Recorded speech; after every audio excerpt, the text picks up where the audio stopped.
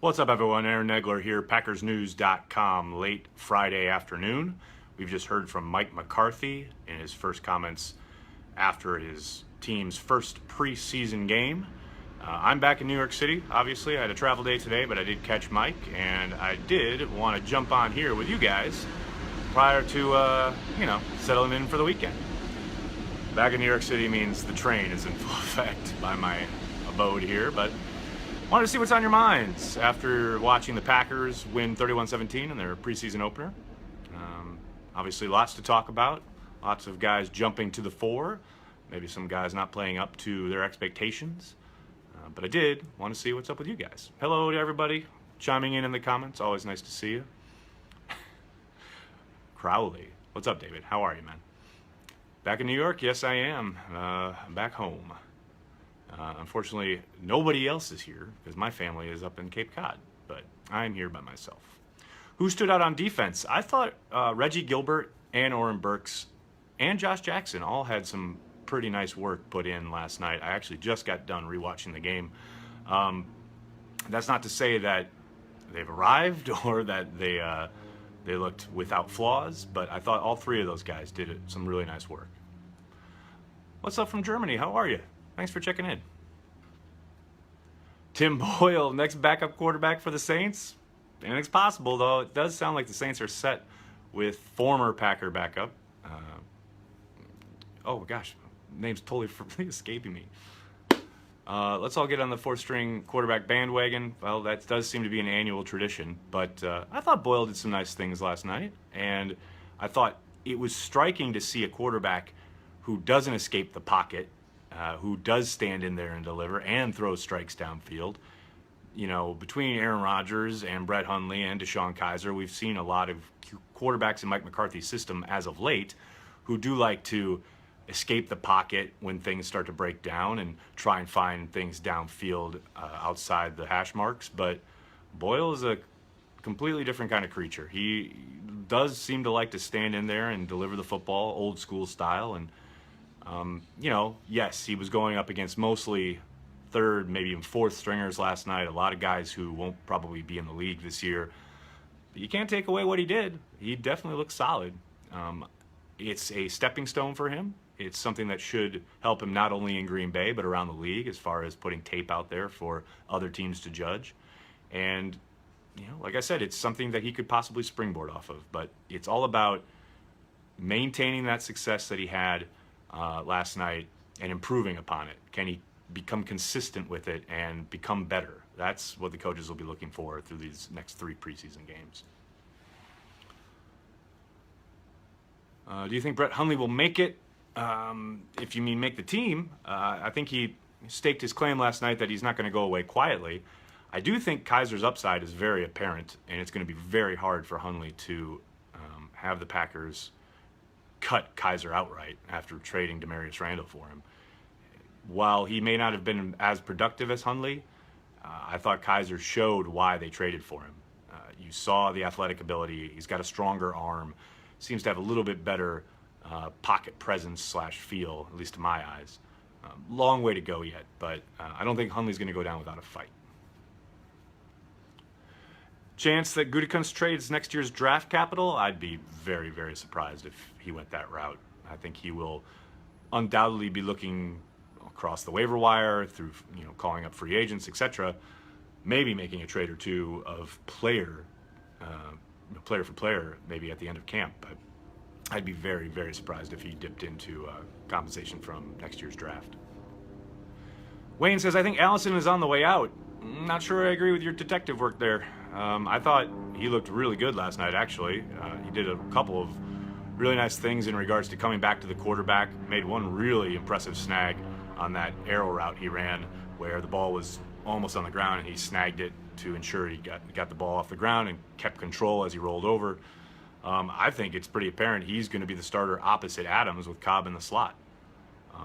While there's undoubtedly talent there with Kumaro, obviously Valdez-Scantling had a big night, still a lot of unproven guys that you possibly wanted to count on there. Allison, 12 loves him. He's shown that he has an ability to read things the way the quarterback does, and don't forget, he contributes on a lot of different frontline special teams. I don't think Allison's going anywhere. How many wide receivers will they keep at the most? Your guess is as good as mine. I would be shocked if they kept 7, which I keep seeing bandied about online. They've done it once before, but and I'm sure it would be tempting with the different types of talent they have there, but I would be very, very surprised if they went that route. I think 6 is probably the cap. MVS biggest upside of the young wide receivers? I think you saw the athleticism on display last night. There's no doubt about that. From a pure, size speed combo, I think you probably give him the nod. But you got to remember, last night, like I said before about Boyle, it's a great stepping stone for him. But it's all about consistency and improvement throughout the summer and into the beginning of the season. That was probably obviously, I think, the best we've seen him play in Packers camp. Prior to last night, he would have been probably 3rd in my power rankings. In fact, I think I said that on the podcast prior to the game. When it comes to the 3 drafted wide receivers, he has dropped a litany of balls in camp and been very inconsistent. Obviously, last night he put it all together, but can he continue to do that? It's like I said before, it's a great first step for him. The upside is definitely there and tantalizing. But he's not only got to keep that up, but he also has to contribute on special teams. Is Rollins done? Well, last night was not a great first step for him making the squad. There's no doubt about that. Between the really bad decision to try and undercut that slant route, which ruptured into a big gain, to fumbling that first punt.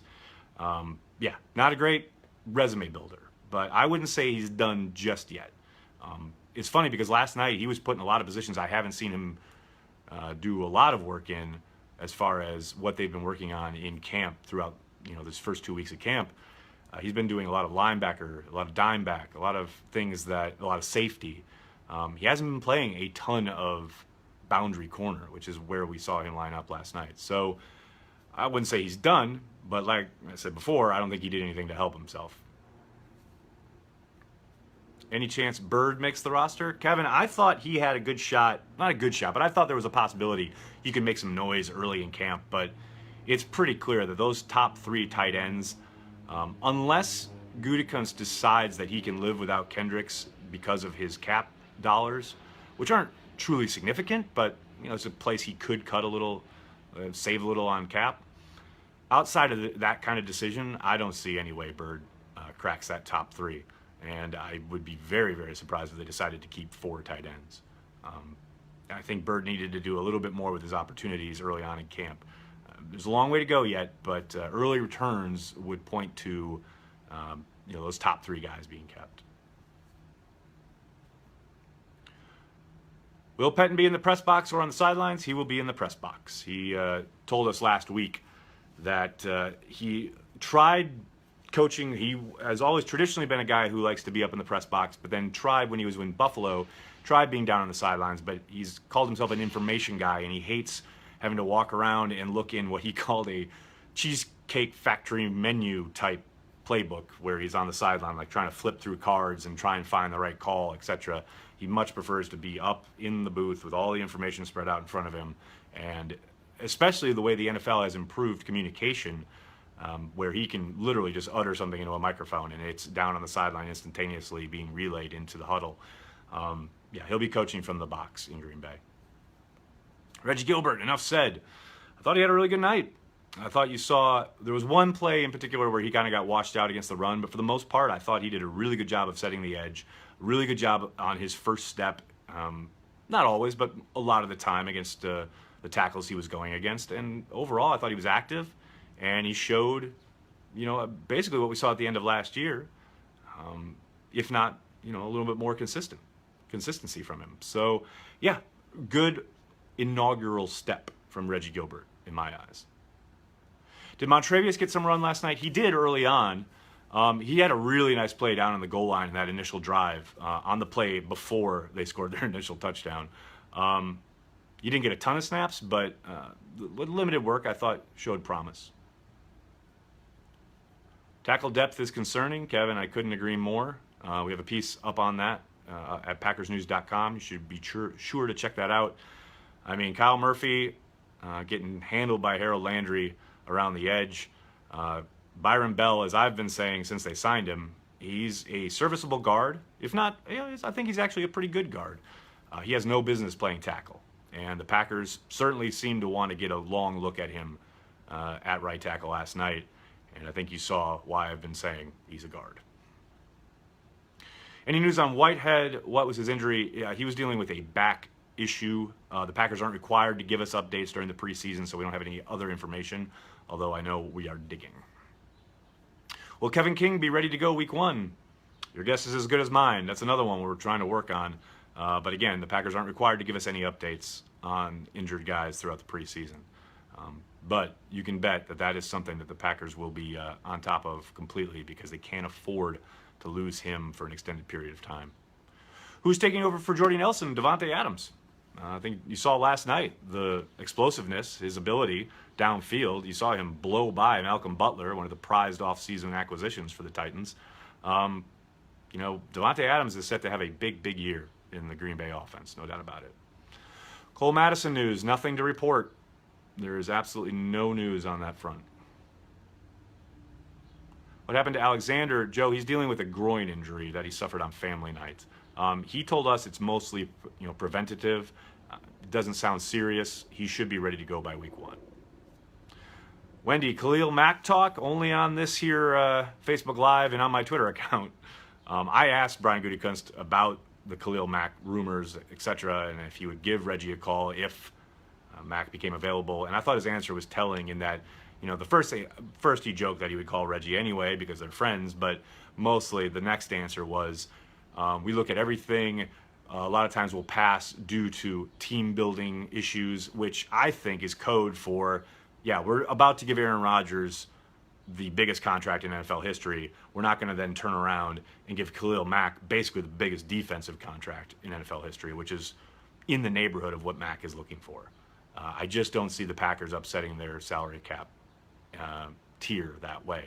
And I know a lot of people say, the contracts coming off the books next year, whether it's Clay Matthews, Randall Cobb, etc., opens up all this cap space, and that is true. But Mack's deal would be for a lot more than just 1 year. You're talking about altering the complete, upper echelon of your salary cap structure and the locker room for a one-player acquisition. And it's not to say that he's couldn't be special and turn things around on defense for the Packers, because he's the type of guy who can change a game. There's no doubt about it. But when you're planning long-term, as the Packers always do, and Gutekunst has clearly put out there that that's something that he is following as far as building a team and not just a bunch of individuals with big contracts, etc. That is the way he's going to go. And I know a lot of people, I keep getting this on my Twitter feed. Well, make that move. You got to make the move because Rodgers' window is closing. And hey, there are certainly general managers who would make that move in the NFL. Brian Gutekunst is not one of them.